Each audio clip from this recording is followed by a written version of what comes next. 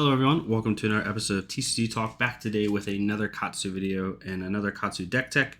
About a week ago, I went over my Katsu deck tech, at least my initial build and my initial thoughts for the Everfest meta. But after finally getting to jam a lot of games in with Katsu this over the past week, a lot of games, and being able to see kind of where he stands, I made a couple alterations. So this will be my final build going into Everfest, at least initially, until we see a lot of like actual high level play. But I think Katsu, like I said in my last video, has a place in the meta. I don't think he's bad by any means. Yes, he does have issues with Guardian and with certain things, but I think that a lot of the control Guardians you're seeing are going to kind of go away a little bit. Not a lot, not all the way, but with Prism being so heavily in the meta, Dash is going to be really good in the meta now. The new Bravo is going to kind of be, the Starvo, as people are saying, or whatever, is going to be good in the meta. I think that ice control Oldheim isn't going to be as prevalent as you think. It just kind of depends on the region and where you're at. But because of that, I think Katsu definitely has a place in the meta. People keep saying he's bad, but he keeps placing top 8, as simply put as you can.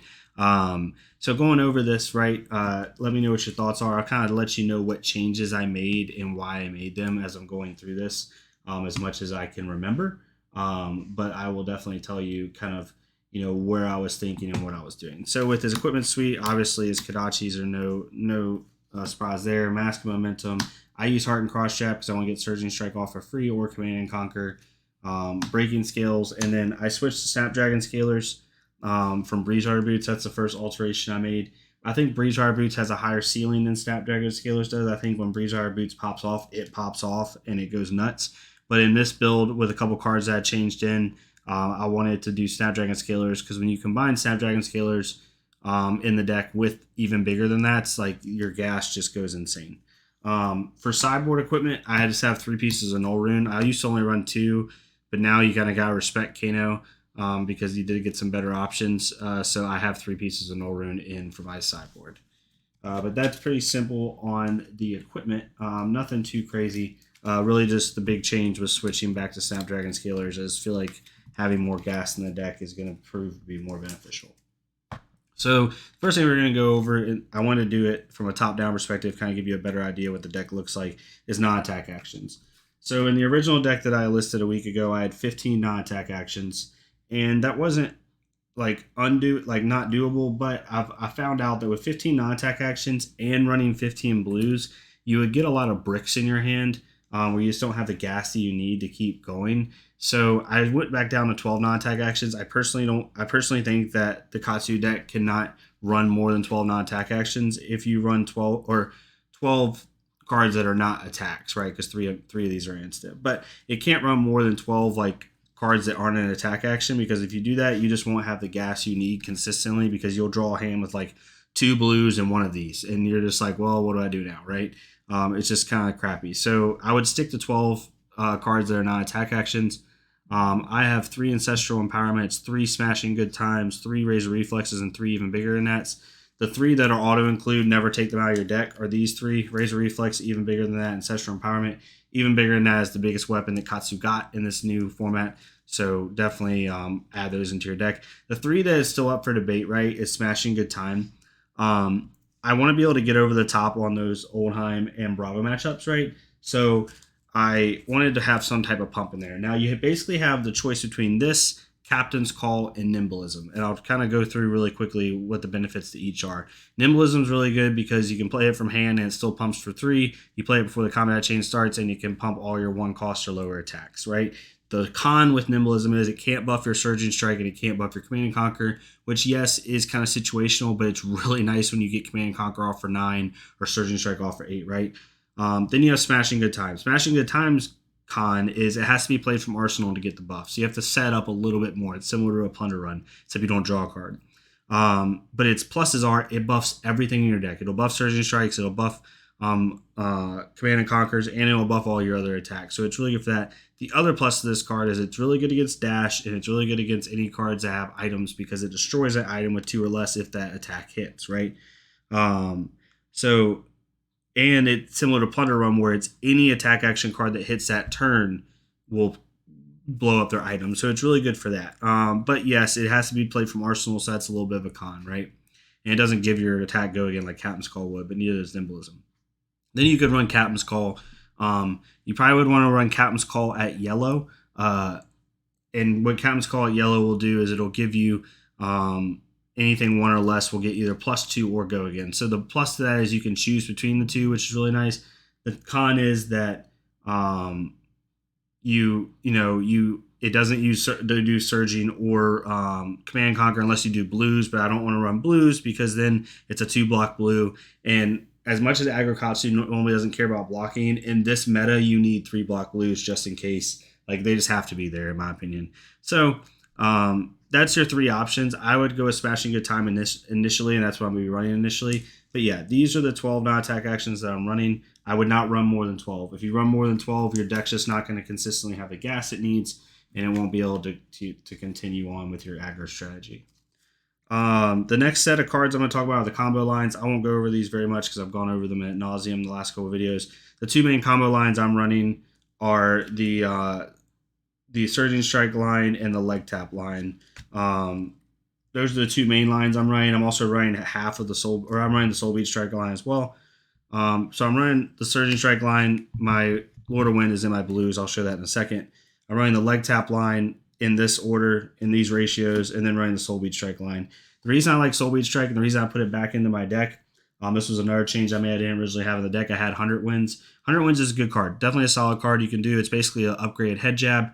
But I wanted to be able to utilize even bigger than that more. And so if I can give Soul Beat Strike unconditional go again, and I can give, like you'll see in a second, Torrent of Tempo unconditional go again, it is even bigger than that, makes more opportunities to give these cards even more of a buff.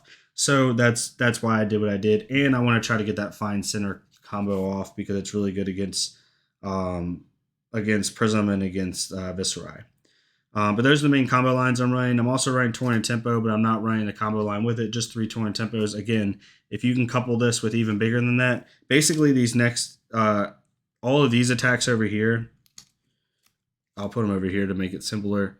All these attacks that I'm running are good by themselves, but they're really good with even bigger than that, right? Even bigger than that is going to completely change this deck because all of these attacks, if played after even bigger than that, and it hits, will have go again, right? A Snatch for 4 with go again, a Torrent Tempo for 5 with go again, Fluster Fist and Pounding Gale, even in a Lightning Strike. When you do a Lightning Strike for 7 with go again, it is amazing. I actually had one turn where I Smashing Good Time out of Arsenal, give my next attack +3, attack action card. I Kadachi'd for 1, activate even bigger than that, grab in the Lightning Strike, and then a Lightning Strike for 10 with go again because of the +3 buff from even bigger than that, and then the +2 buff from a Lightning Strike, and then finally the even bigger than that trigger. So you can see how this will really help you out. Even bigger than that's a huge driver to this deck. It's honestly the key to this deck right now, one of the keys.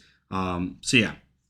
All of these attacks are within mine to be able to use even bigger than that and Smashing Good Time. They all can be Razored, and a lot of them can be Ancestral Empowerment. So you can see the synergy of this deck as we're getting into it, and kind of where we're going from there, if that makes sense. But this is the core of the deck that's not the blues. Going into the blues were a little bit hard for me. I wanted to do 15 blues. I went around with 2-block blues. I went with 3-block blues. I kind of had to decide, what would be best. I've always been a proponent of 2-block blues because if I'm doing aggro, I might as well use utility blues. But in this meta, you just need 3 blocks sometimes, man. Like, I know aggro Katsu normally doesn't block, but in this meta, you're going to have to block sometimes. Like, you just don't have a choice. It's too crazy of a meta. But for me, I run 15 blues in the deck. Ignore the second Fine Center. I just haven't got my second Winds of Eternity yet. But I'm running 2 Winds of Eternity and 1 Fine Center as 3, the first set of 3. Then I run 3 blue Fluster Fist, 3 Whelming Gust Wave, 3 Soul Beat Strike, and 3 Lord of Wind. So the reasoning behind all of these, Lord of Wind's pretty obvious, right? It goes into McGinty line, and Whelming Gust Wave also goes into McGinty line. So those 2 are tied for that reason. These I all picked. One, I picked Fine Center because of it, the ability to use Crane Dance and then get off Fine Center.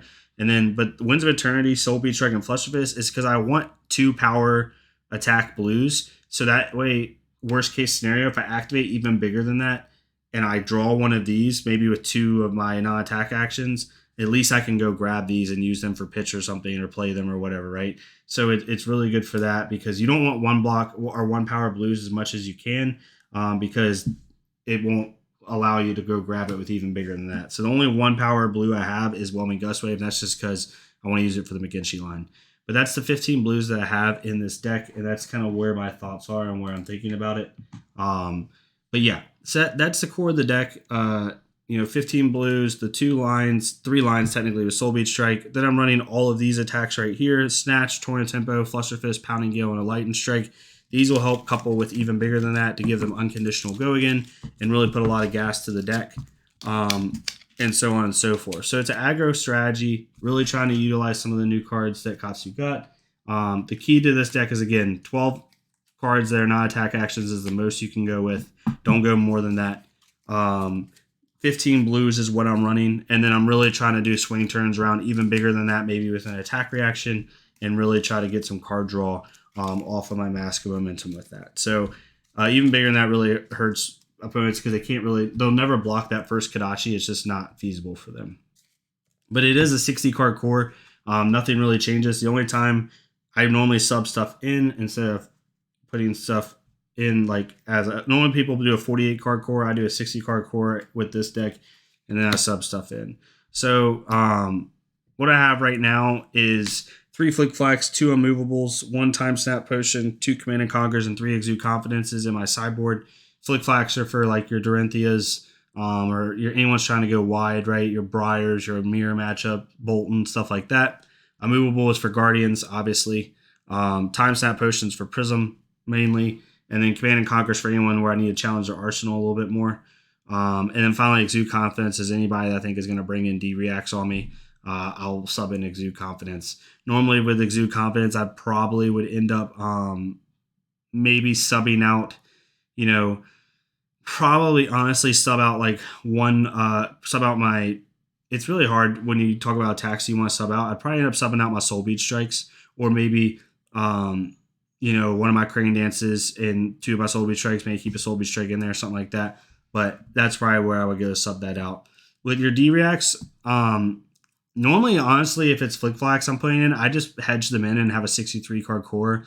Same thing with Immovables. I don't take anything out with these decks, personally. Same thing with all 3 of these sections. I don't take anything out of my deck. I just add them to it.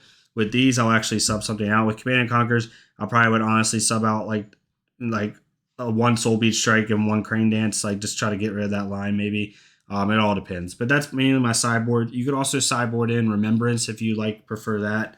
It's really good for the fatigue matchups. And yeah, that's basically my sideboard. But hopefully this all made sense to you. I'll link the deck list below. This is where I'm going as time goes on with Katsu. Like I said, I think he has a decent place in the meta. I think he's still a lot to handle for a lot of different people.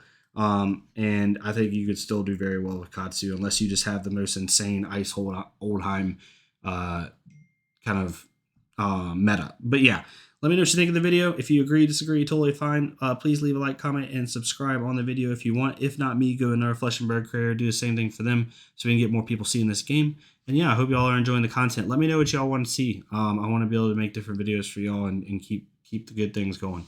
Yeah, I hope y'all have a good rest of your day, and I will see you all next time on TCG Talk. Thank you so much.